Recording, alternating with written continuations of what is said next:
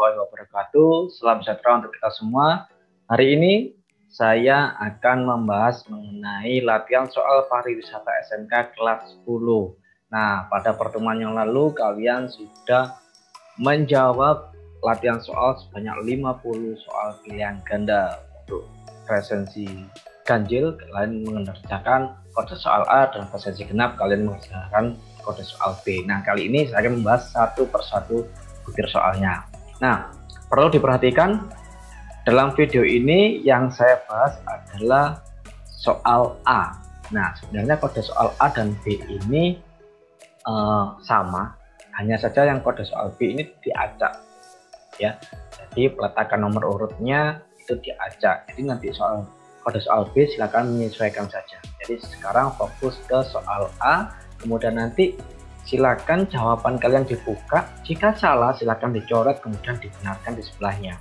Nah, jadi nanti kita tahu berapa jawaban yang salah dan berapa jawaban yang benar menurut jawaban kalian sendiri. Oke, langsung saja untuk pembahasan soal kali ini. Ada 50 soal, diperhatikan baik-baik, nanti bahas secara cepat. Kalau misalnya ada sesuatu yang ingin saya jelaskan ya nanti dijelaskan. Next. Nah, soal yang pertama, Museum Inggil terletak di kota mana? Nah, jawabannya adalah di kota Malang ya. Jawaban nomor 1 untuk kode soal A adalah C. Ya. Kemudian nomor 2, nasi uduk adalah makanan khas dari provinsi. Ya, kalau kita berbicara nasi uduk pasti dari Jawa Barat. Nah, dari Jawa Barat ataupun daerah Jakarta lebih terkenal di sana. Kalau Jawa Timur kita lebih sering mengenal mungkin nasi pecel, nasi rawon, nasi krawu. Kemudian di Jawa Tengah itu masakan yang manis-manis. Kemudian di Jogja itu gudeg. Kemudian di Bali itu ada ayam betutu seperti itu. Ya. Kemudian soal nomor 3, Bandara Internasional Sultan Iskandar Muda terletak di, dari namanya saja kita sudah mengetahui kalau ini terletak di Banda Aceh ya. Jawabannya nomor 3 untuk kode soal A adalah D ya. Kalau Soekarno-Hatta ya pasti kalian tahu, Banten ya. Lagu Ampar-Ampar Pisang soal nomor 4 berasal dari daerah Ampar-Ampar Pisang. Dari SD, SMP kita sudah belajar mengenai lagu-lagu daerah. Nah, lagu Ampar-Ampar Pisang yaitu berasal dari daerah Kalimantan. Oke, ya. Lanjut, tidak terlalu cepat ya. Tari Seudati berasal dari daerah. Nah, kita melihat dari kosakatanya saja, Seudati. Nah, pasti dari Aceh ya. Tari topeng ya, tari topeng kalian pasti sudah tahu dari Jawa Timur. Kalau sering melihat di pembukaan acara di Jawa Timur ataupun di event-event besar di Indonesia. Nah, Danau Batur terletak di daerah mana? Nah, biasanya kalian ke Bali, jawabannya E, itu pasti kalian pernah ke Danau Batur. Yang tengah-tengahnya ada puranya seperti itu. Oke, lanjut soal nomor 7. Gunung Rinjani terletak di daerah ya, Nusa Tenggara Barat. Ibu kota provinsinya itu Mataram. Gunung Rinjani yang salah satu eksotisnya sangat indah, ada danaunya juga. Nomor 8, air terjun Banyu Anjlok terletak di daerah ya, pasti di antara kalian sudah pernah ke sana ya, di daerah Malang tepatnya. Jadi itu adalah ada pantai, kemudian di atasnya itu ada air ya.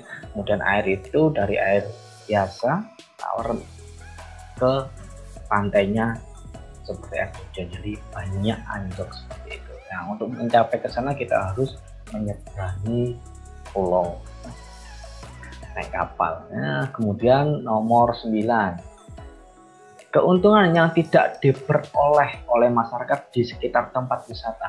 Yang tidak diperoleh berarti jawabannya jelas, suasana semakin sunyi ya.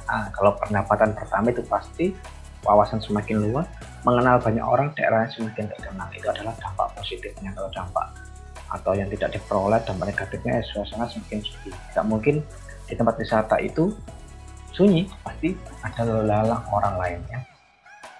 Nomor 10. Berikut ini adalah tujuan study tour, kecuali study tour di SMP itu pasti selalu study tour, ataupun SMA kita berkunjung ke suatu tempat untuk menambah wawasan, menggali sejarah, mempelajari adat istiadatnya, dan mengenal kekhasan suatu daerah. Kecuali berarti mencicipi makanan khas, ya, karena itu tidak tujuan utamanya.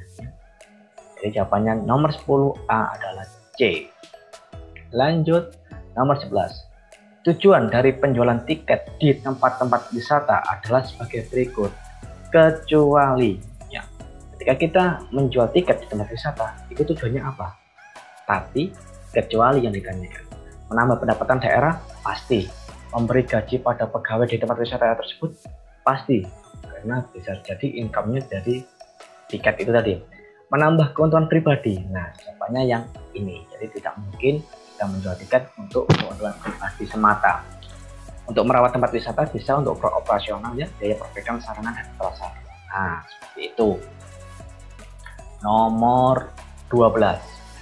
Salah satu cara meningkatkan jumlah wisatawan di objek wisata baru adalah bagaimana cara kita meningkatkan jumlah wisatawan di objek wisata baru. Biasanya ada tempat wisata baru,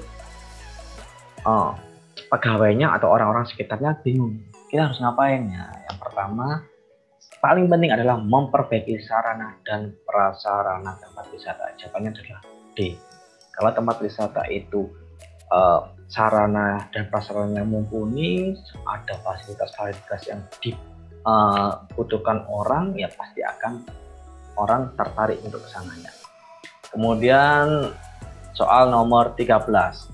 Kepulauan Karimun Jawa terletak di, pasti kalian tahu, di Jawa Tengah. Jawabannya adalah B.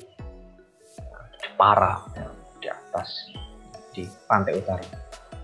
Nomor 14. Tujuan dari penjualan souvenir di tempat-tempat wisata adalah, tujuan penjualan souvenir di tempat-tempat wisata adalah, ya, yaitu mengenalkan ciri khas dari daerah tempat wisata. Ya, biasanya souvenir ini bergantung daerah mana. Kan Malang itu pasti jual topeng, kemudian daerah Jawa Tengah, Solo pasti jual batik. Jadi ada yang tujuannya untuk mengenalkan ciri khas dari tempat wisata itu sendiri sebagai oleh-oleh ataupun souvenir. Untuk soal nomor 15, keuntungan yang diperoleh masyarakat di sekitar tempat wisata. Tadi kan yang tidak diperoleh, nah ini adalah keuntungannya. Pasti mengurangi pengangguran, karena di area tempat wisata itu pasti banyak yang membuka usaha, kemudian ada mungkin open recruitment dari tempat wisata itu menggait anak-anak yang ada di sekitar situ, karena taruna yang di sekitar situ, jadi mengurangi pengangguran. Nomor 16. Danau Kalimutu terletak di daerah, nah ini juga sangat indah, danaunya ada 3 warna kalau tidak salah ya, di Nusa Tenggara Timur. Jawabannya C, nomor 16. Kemudian untuk soal nomor 17. Salah satu daya tarik wisatawan berkunjung ke tempat wisata adalah apa? Daya tarik, berarti sesuatu yang memikat. Nah, berarti adanya kemudahan sarana dan prasarana. Sama halnya ketika tadi pertama kali kita membuka usaha tempat wisata, bagaimana kita menggait para wisatawan, yaitu kemudahan sarana dan prasarana apa yang kita butuhkan itu terjangkau dan mudah.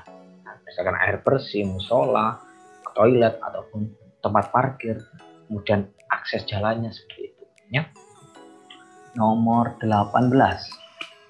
Salah satu tugas dari resepsionis adalah, ya misalkan kita ke hotel, kita pasti pintu gerbangnya itu bertemu dengan resepsionis. Nah, salah satu yaitu menerima telepon dari customer untuk reservasi atau untuk pemesanan yang lain-lain. Nah, 18 adalah A. Kalau membersihkan kamar, menyediakan makanan, untuk tempat wisata, dan pembelian tiket, pasti job desk-nya lain, meskipun resepsionis juga bisa membantu seperti itu. ya. Lanjut nomor 19. Berikut ini adalah tujuan dari wisata kuliner.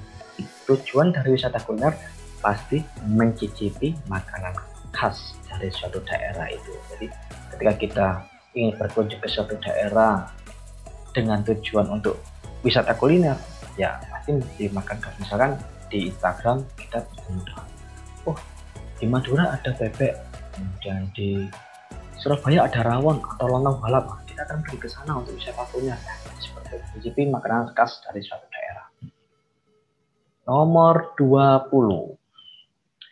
Visa yang diberikan pada pelajar dalam jangka waktu tertentu disebut, nah yaitu pasti di sini kita garis bawah yaitu para pelajar dalam jangka waktu tertentu, berarti visa khusus yang ditentukan oleh ya pelajar waktu tertentu, biasanya untuk mahasiswa yang kuliah di luar negeri. Jadi ada jangka waktunya 4 tahun, 5 tahun seperti itu ya.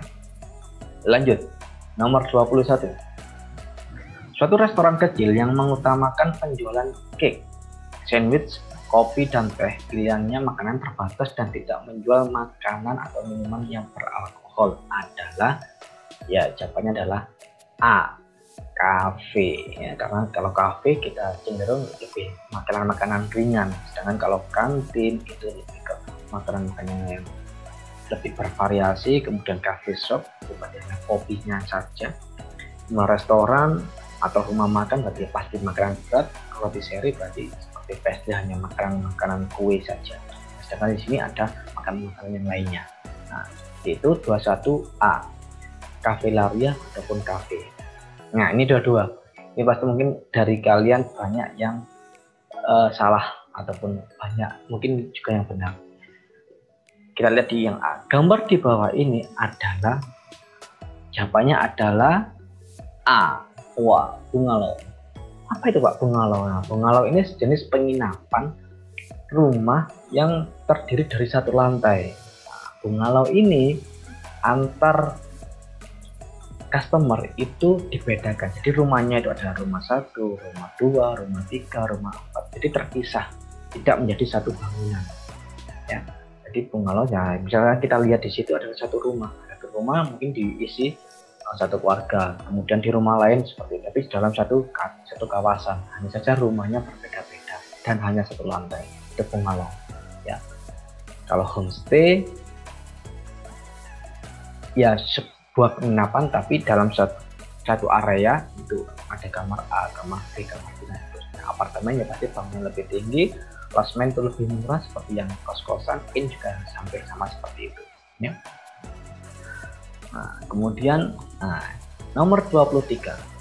Gambar di bawah ini adalah anak Malang pasti sudah pernah ke sini semua. Jadi bagi kalian yang belum pernah mengunjungi tempat ini, silakan ke sini biar kalian juga tahu sejarahnya juga ya. Ini adalah Candi Singosari. Letaknya ada di Gang Pemapel di situ. Candi Singosari. Nomor 24. Gambar di bawah ini adalah nama tempat pariwisata. Nah, ini silakan dilihat ada air terjunnya di bibir pantai. Berarti ini adalah Banyu Anjlok yang tadi saya jelaskan. Jadi ada air dari atas kemudian ke bawah bertemu dengan air laut. Yang Banyu Anjlok terletak di Malang Selatan seperti itu. Nomor 25. Di bawah ini yang termasuk jenis wisata alam ya, berarti yang berhubungan dengan alam, yaitu pasti Gunung Bromo ya. Kalau Masjid Duren wisata religi, Eko Geopark wisata edukasi, Candi Singosari wisata sejarah, Kepulauan Dermawan berarti wisata bahari. Seperti hal terus bisa membedakan jenis-jenis wisata ya. 26. Nah, Candi Borobudur terletak di kota. Banyak sekali yang mengira Candi Borobudur ini terletak di Jogja, padahal lebih ke Magelang ya, Magelang Jawa Tengah. Nah, di sini Candi Borobudur terletak di kota Magelang. Nomor 27. Kegiatan wisata yang berhubungan dengan laut, pantai, dan danau adalah kegiatan laut, pantai, danau berhubungan dengan air. Jadi kalau air yaitu wisata bahari. Kalau edukasi berhubungan dengan pendidikan, pengetahuan. Wisata alam berarti berhubungan dengan alam sekitar. Wisata cagar alam berarti sesuatu yang memang dilindungi, ada undang-undangnya. Dan wisata religi yang berhubungan dengan religius antara umat dengan Tuhan, seperti itu. Ya, seperti di gambar ini adalah wisata bahari. Ini wisata bahari Lamongan WPL, seperti itu. Nomor 28, maaf. Gambar di bawah ini adalah nama tempat pariwisata. Dari gambar ini kalian sudah mengetahui kan? Dan anak Malang pasti hampir semuanya sudah pernah ke sini, yaitu Gunung Bromo. Nah, ya, Gunung Rinjani tadi ada di Nusa Tenggara Barat, Gunung Agung ada di Bali, Gunung Kelut ada di Kediri, Gunung Bromo ya ada di Malang sini, dan Gunung Ijen ada di Banyuwangi Situbondo, daerah situ ya. Soal nomor 30. Masjid Sunan Ampel terdapat di kota, nah ini ada salah satu wali 9 yang menyebarkan agama Islam di Indonesia. Nah, Sunan Ampel ini ada di Surabaya. Nah, jawabannya adalah B. Nomor 30. Gambar di bawah ini adalah masjid. Nah, kita lihat di situ ya, ada beberapa ornamen yang khas dari bangunan Belanda ya. Ya, ini adalah Masjid Lawang Sewu. Nah, yang C ya. Masjid Lawang Sewu. Lihat 30 adalah C untuk kode soal A, dan lanjut untuk soal nomor 31. Kepulauan Seribu terdapat di, nah, kemarin kita melihat ada pesawat jatuh di area Kepulauan Seribu ya, Sriwijaya Air. Nah, di mana? Yaitu di DKI Jakarta. Jadi Kepulauan Seribu itu di DKI Jakarta, atas di pantai utara, seperti itu. Kemudian nomor 32. Di bawah ini yang termasuk jenis wisata religi. Nah, wisata religi apa? Tadi ya, yang berhubungan dengan umat dan Tuhannya, berhubungan dengan religius. Masjid Duren, Gunung Bromo, ikut Green Park, Candi Singasari, ataupun Kepulauan Derawan. Masjid Duren ya, pasti kalau kita berhubungan dengan masjid itu pasti ada wisata religi, karena kita niatnya atau tujuan untuk beribadah sekaligus mengenang, oh seperti ini dong masjidnya yang dibangun secara tiba-tiba jadi. Nah, legendanya kan seperti itu ceritanya. Jadi masjid itu satu hari sudah jadi masjid Tuban atau masjid Tuban.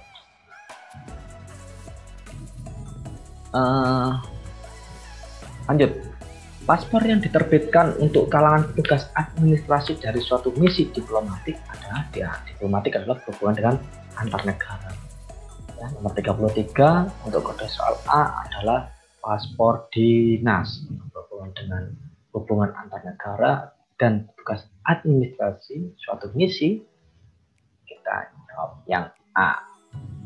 Lanjut untuk 34.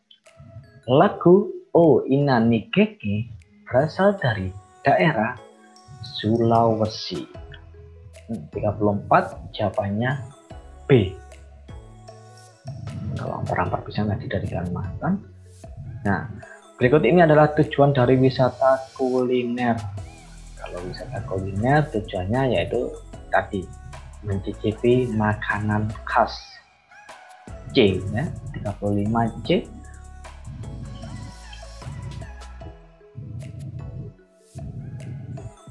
Untuk 36, gambar di bawah ini adalah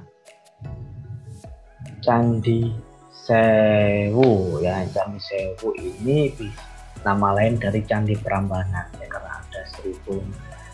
Mungkin kalian pernah mendengar kisah Roro Jonggrang, legenda Roro Jonggrang. Jadi ini adalah Candi Prambanan atau Candi Sewu. Nah, 36B. Kemudian nomor 37. Nah, gambar di bawah ini adalah, nah ini Berarti satu bangunan tapi terdiri dari beberapa kamar. Ini adalah homestay. Nah, ya ini adalah bedanya homestay dengan bungalow tadi. Kalau bungalow satu rumah, bangunan satu dan bangunan lainnya berbeda. Kalau homestay satu kesatuan tapi digunakan untuk banyak orang. 38. Kegiatan wisata yang berhubungan dengan nilai sejarah. Nah, kalau kita berhubungan dengan nilai sejarah itu pasti tentang wisata religi ya. Karena kalau kita membahas tentang katakanlah wisata religi itu pasti mengikuti perkembangan sejarah kerajaan, bisa untuk Indo-Buddha, bisa untuk penyebaran agama Islam juga bisa. Jadi pasti di tempat religi itu punya nilai sejarah tersendiri ya. Beda dengan wisata alam. Nah, sejarahnya pasti ya ada, tapi fakta-fakta yang terkait dengan alam itu sendiri. Sedangkan kalau wisata sejarah itu pasti sedikit banyak itu berhubungan dengan wisata religi ya. 39. Gedung Sate. Nah, Gedung Sate ini pasti di kota Bandung. Ini adalah maskot atau ikon dari kota Bandung. Kalau di Jakarta itu pasti kalian pernah Monas, mungkin ikonnya. Semarang itu Lawang Sewu, kemudian di Jogja itu ikonnya mungkin Benteng, atau misalkan di area Malioboro di Surabaya pasti yaitu Tugu Pahlawan. Nah, itu ada maskot atau bangunan yang memang identik dengan kota itu sendiri. Nomor 40. Gambar di bawah ini merupakan wisata. Nah, ini adalah gambar makam pendopo Agung Sunan Giri, kota di Gresik ya. Kalau misalnya kalian pernah ke Wali 5, berarti ini adalah wisata religi ya. Kita kalau misalkan ke sini pasti niatnya beribadah, mendoakan Sunan Giri, kemudian kita tahu bagaimana perjuangan beliau ketika menyebarkan agama Islam di Pulau Jawa seperti itu ya. Nah, misalnya kita lihat di gambar nomor 40 ini adalah Gunung Rinjani ya. Kita lihat, nah seperti itu. Nomor 41. Segala sesuatu yang memiliki keindahan dan keunikan alam budaya disebut segala sesuatu yang memiliki keindahan dan keunikan alam. Berarti adalah daya tarik. Daya tarik wisata itu yang berhubungan dengan bagaimana kita menjadi tertarik dengan wisata itu. Berarti ada uniknya. Si uniknya dari tempat itu atau alamnya itu, keunikan dari budayanya atau sesuatu yang ada di sekitar situ, pasti itu yang membuat kita menjadi tertarik untuk mengunjungi tempat wisata itu ya. Jawabannya adalah A, nomor 41. 42.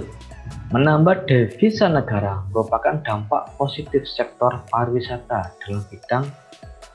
Kalau menambah devisa berarti menambah pundi-pundi keuangan ya, pasti ekonomi ya. Jadi kalau menurut devisa negara merupakan dampak sektor positif dari pariwisata di bidang ekonomi. 42 A juga. Nomor 43, tempat penukaran uang asing disebut. Kita kemarin sudah membahas yang namanya unsur-unsur pariwisata. Salah satunya harus ada tempat penukaran uang asing di tempat wisata itu agar memudahkan orang asing ketika ke tempat itu tidak kesulitan untuk bertransaksi. Jadi harus ada penukaran uang yang sesuai dengan mata uang yang digunakan di Indonesia, yaitu rupiah. Jawabannya adalah C, money changer, atau changer kan switch atau perubahan. 44. Wisatawan akan senang berkunjung ke suatu tempat apabila merasa terlindung dan bebas dari hal-hal seperti tindak kejahatan dan kekerasan adalah bagian dari ya perlindungan. Ya, di sini ada kata kunci yaitu merasa terlindung. Wisatawan akan senang berkunjung ke suatu tempat apabila merasa terlindung dan bebas dari tindak kejahatan. Jadi tempat wisata itu kadang kan ada hati-hati kalau pergi ke sana karena banyak copet. Di sana banyak orang-orang yang berjualannya memaksa. Nah, itu kan mengurangi daya tarik wisata itu sendiri. Jika kita pergi ke tempat wisata kemudian ada orang jualan yang memaksa, pasti kita akan risih. Nah itu pasti wisatawan ingin bagaimana ketika pergi ke tempat wisata itu selalu akan merasa terlindungi. Nah itu adalah faktor atau dari suatu perlindungan yang disediakan oleh pemilik atau penanggung jawab tempat wisata itu sendiri. Nah lanjut nomor 45. Pariwisata untuk menikmati perjalanan disebut juga pleasure tourism. Ya, pariwisata untuk menikmati perjalanan disebut pleasure tourism. Sedangkan kalau misalkan ini di B, kebudayaan, bahasa Inggrisnya adalah culture. Begitu aja.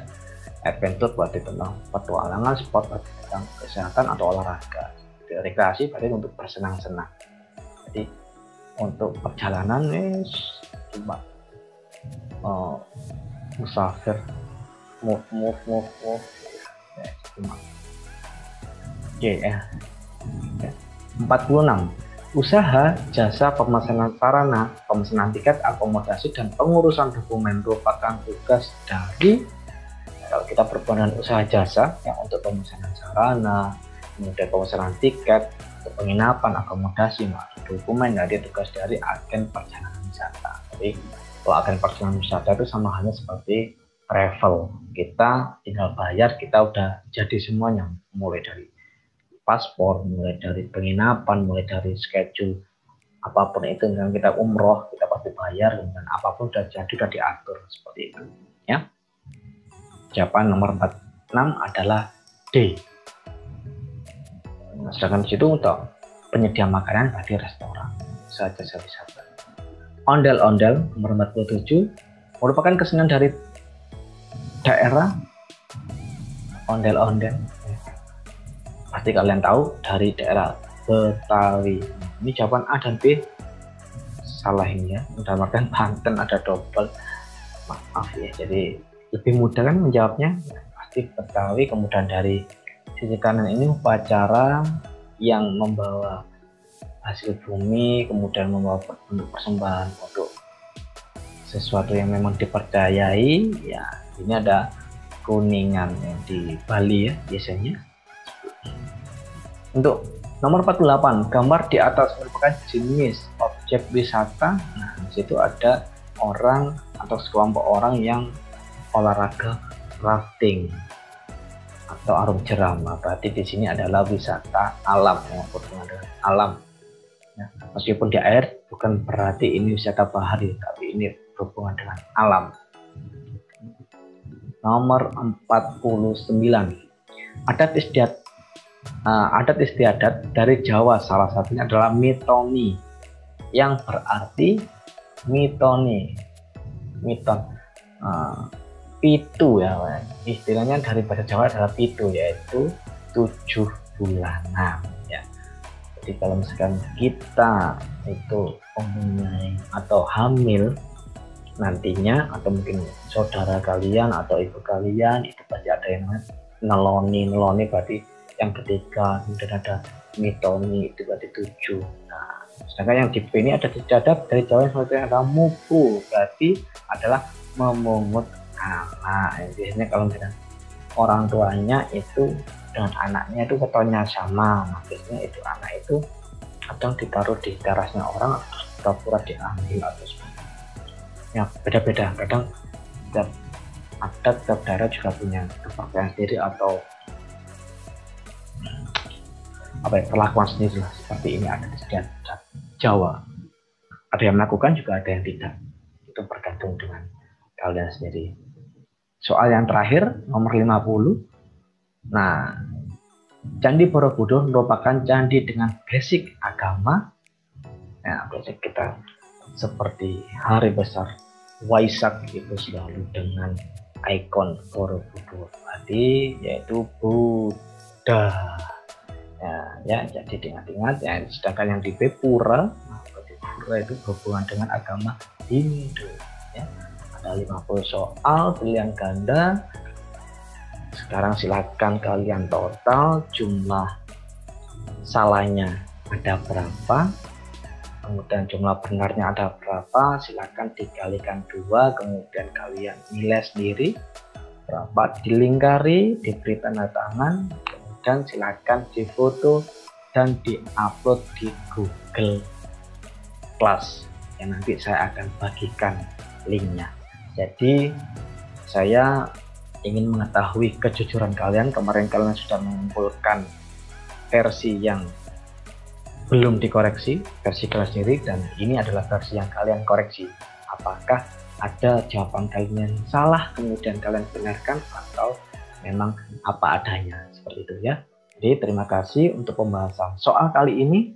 Di pertemuan selanjutnya akan saya jelaskan mengenai materi-materi untuk persiapan ujian semester nantinya. Jadi saya flashback lagi mulai dari bab yang pertama sedikit-sedikit sampai ke bab yang terakhir kemarin ya. Semoga bermanfaat. Jangan lupa tetap jaga kesehatan, kita selalu sehat selalu. Jangan lupa makanan-makanan yang bergizi, tetap patuhi protokol kesehatan, pakai masker di mana-mana, jangan berkerumun, tetap menjaga jarak. Terima kasih. Wassalamualaikum warahmatullahi wabarakatuh.